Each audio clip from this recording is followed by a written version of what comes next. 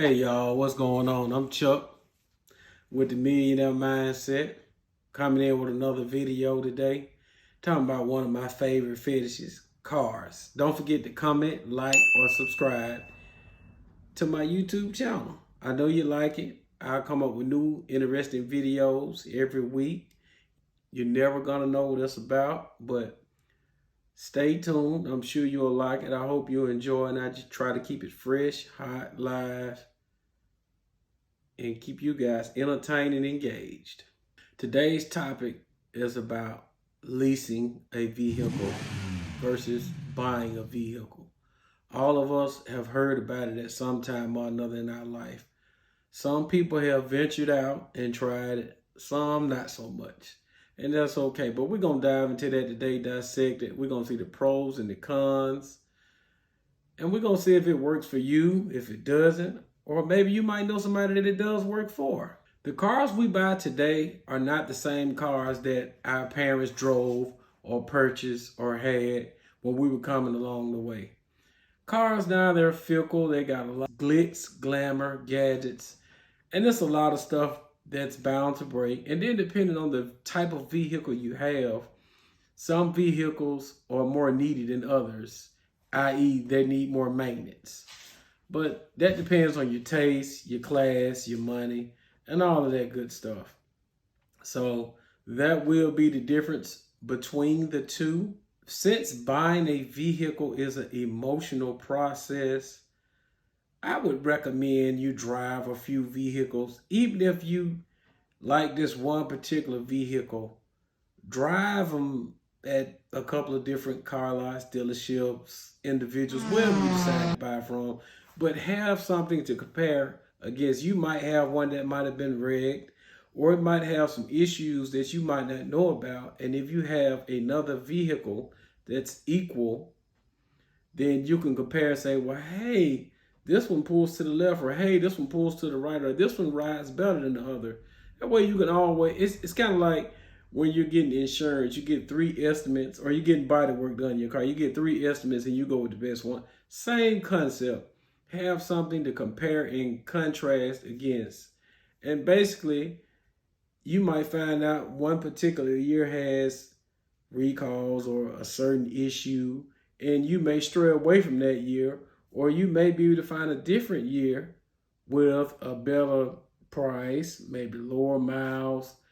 There's a myriad of things that you can do that can work in your favor. But the main thing I want you to do is do your research so that you will be informed, because the best information is the information that we don't know.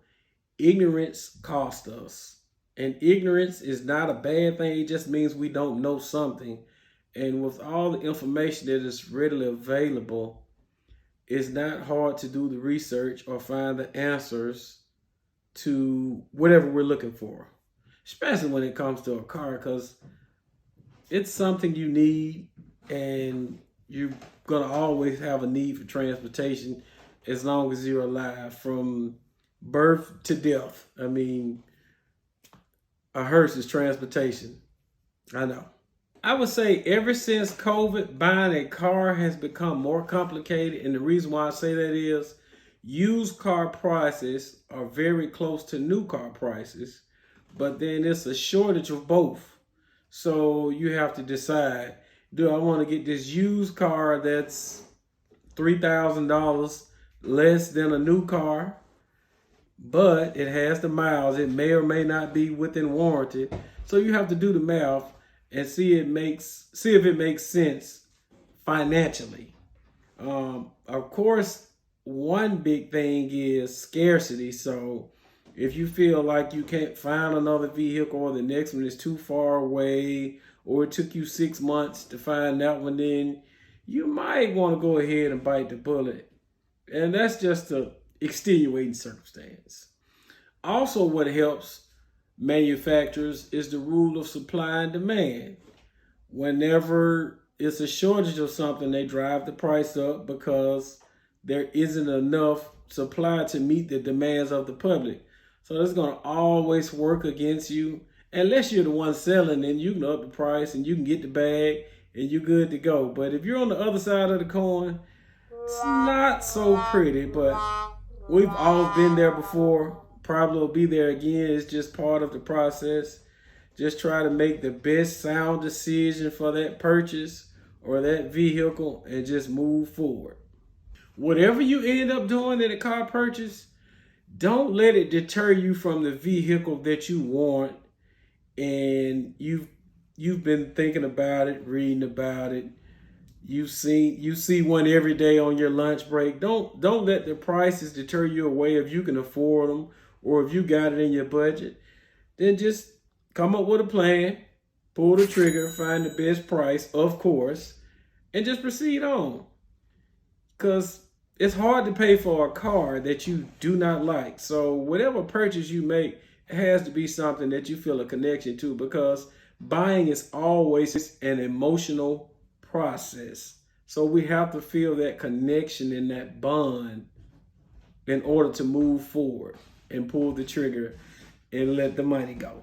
Have no fear. We do have options in the buying process to avoid us from getting ripped off. So if you have to, you can hold off from buying. You can switch vehicles. And who knows? I mean, if the price is too high, you might want to lease one. I mean, that's a good viable option. Depending on the lease and the terms, don't quote me because all of them differ. They change, they run specials. But you may be able to get in that same vehicle for a lease. You might put some money down. Your credit might be good. You might put no money down. But either way, you get the car you want, get the color you want, get the options, and you're not stuck with it. So, you do a 2-3 year lease, you take the vehicle back, keep the miles low, don't wreck the car, and keep up the maintenance. You may decide to buy it when the lease is up, you may not, but you have that option. Whereas if you buy it, you're stuck the length of the loan paying for the vehicle. And as we all know, when we decide to trade in, or it gets wrecked, or whatever happens, a tree fall on it, Mother Nature gets a hold of it, we decide to get rid of it or need to get rid of it, and we're upside down, we got negative equity. You don't have to worry about all of that with the lease. The only thing is just keep the mileage right, keep the maintenance good, and you can alleviate that stress altogether. Now, one thing I will say when I talked about maintenance is different for each individual. Like once you start going up towards the higher end cars, they require more frequent maintenance. The oil change intervals are longer as opposed to an American-made car or even a foreign car. But they're going to get you on the maintenance, brakes, oil changes, air filters. Just standard stuff is just going to cost a lot more because you have a luxury item. So it takes luxury money to maintain a luxury item. So all in all I'm saying is you got to find what works for you. Now it's going to be different for each individual. Do you want an SUV? Do you want a coupe? Do you want a sedan? I mean, you might just want a pickup truck. Who knows? That's going to be totally up to you, but that will play a huge impact through the buying process. A couple or more things I want to throw out there. Do you work from home? Do you commute far? Do you have short commutes? Do you drop your kids off at school? Do you pick them up? Do you travel on the weekends? I mean, so all of that comes into the equation to decide which way you want to go as far as purchasing a vehicle. Also, some people don't even drive daily, so their car might sit in the driveway or the garage 2 or 3 days before it even moves. So then we can introduce some other alternatives. Do you want an electric vehicle? Do you want a hybrid? Do you need a gas guzzling V8? Do you want a 4-cylinder? Do you want a 6-cylinder? Do you want a gasoline vehicle? Do you want a diesel vehicle? So you got a good recipe to decide which way you want to go in this buying process. And each one comes with its own unique traits.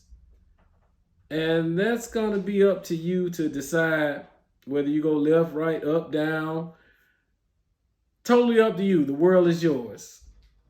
For this process, I think the next step would be to just sit down, get you a pen and pad, and just write down things you must have, whether it be heated seats, sunroof, automatic start, leather seats, 4 doors, 2 doors. Write down all the things that you must have.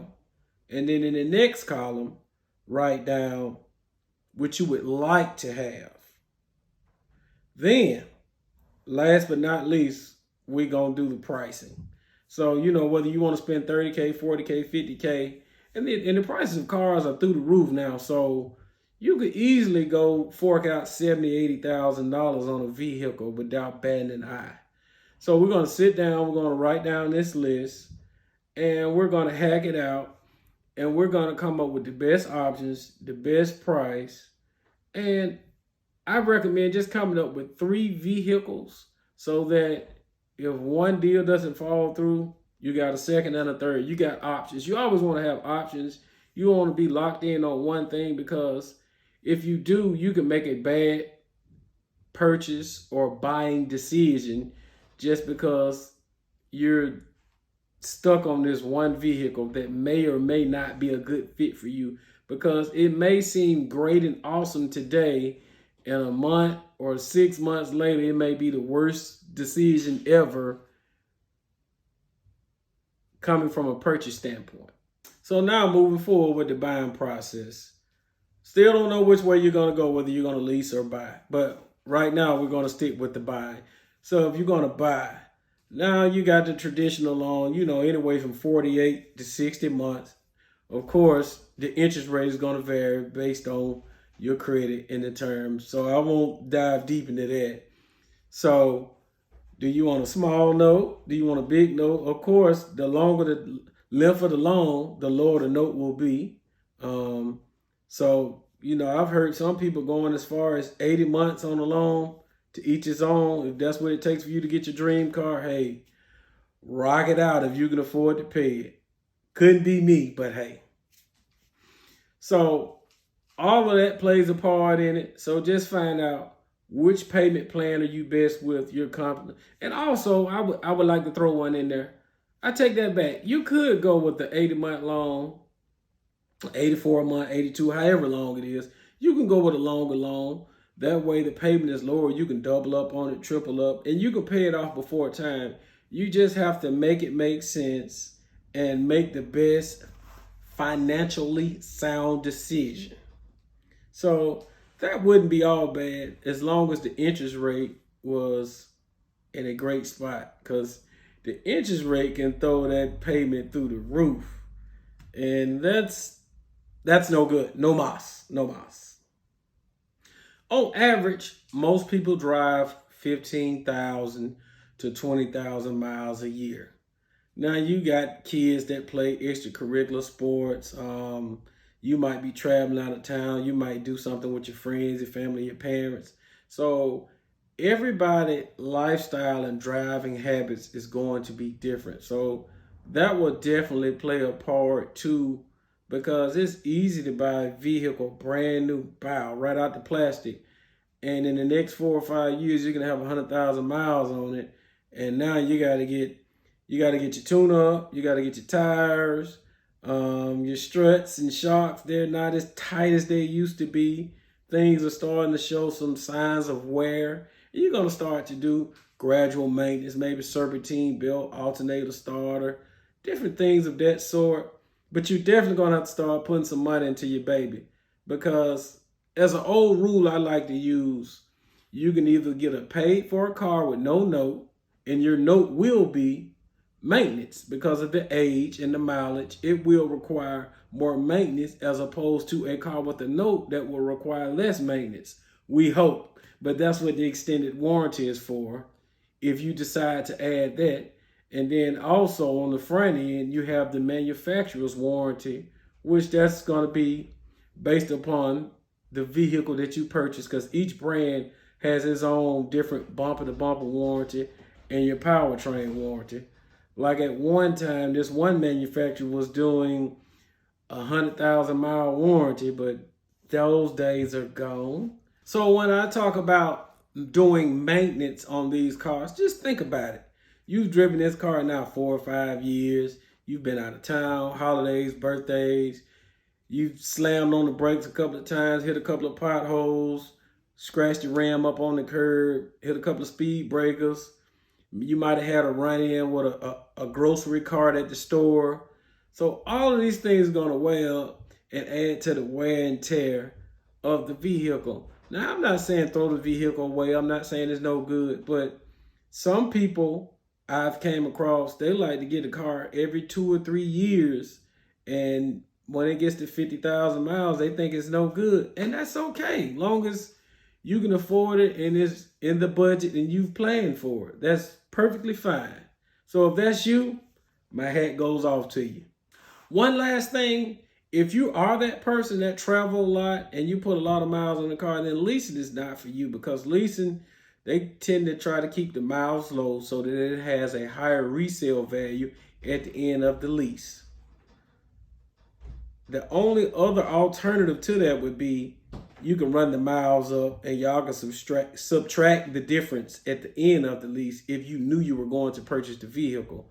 But just from a straight line point of view, if you know you put, I don't know, 30, 40, 50,000 miles on the car, leasing is out the question. But it's a great viable option for people that want to keep a new car.